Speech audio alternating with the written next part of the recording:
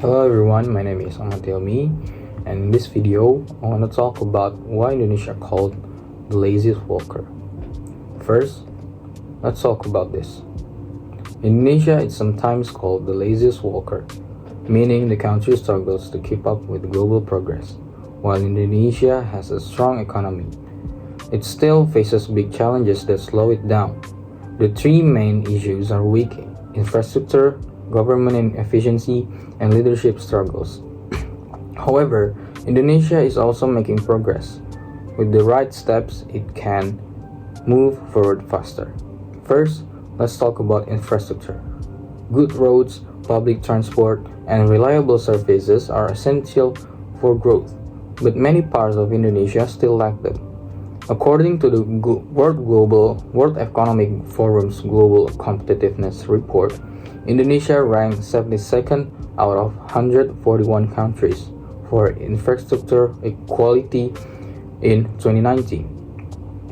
Bad roads, limited public transport, and poor access to healthcare and education make life harder for people and businesses. However, the government is working on this. Under President Mr. Joko Widodo, Indonesia has built new highways, airports, and the Jakarta MRT, which started running in 2019. These are good steps, but more work is needed to make sure all regions develop equally.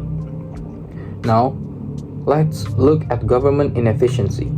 Red tape, corruption, and slow decision-making have long been problems in Indonesia. In Transparency International Corruption Perceptions Index, or CPI, for 2023, Indonesia ranked 115th out of 180 countries, showing that corruption is still a major issue. Many projects and policies that could help the economy and people's welfare get delayed or blocked. The government has started using digital system to cut bureaucracy and improve transparency. But enforcing this change remains a challenge. Another issue is leadership. Political instability and corruption often slow down progress.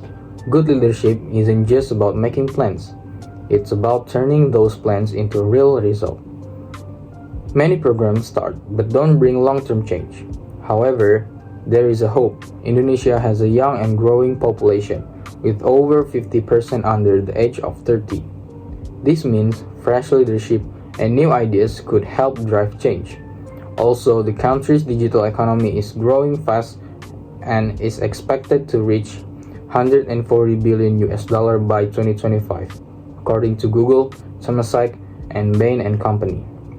This shows Indonesia has great potential if it can improve its leadership and planning. Although Indonesia has been labeled the laziest worker, the situation is more complex. The country faces a challenge, but it's also making progress. If Indonesia keeps improving its infrastructure, fights corruption, and strengthens leadership, it can shake off this label and become a stronger global player. The key is to keep Indonesia forward with long-term commitment and real reforms so that Indonesia doesn't walk lazily but confidently toward a better future. Thank you.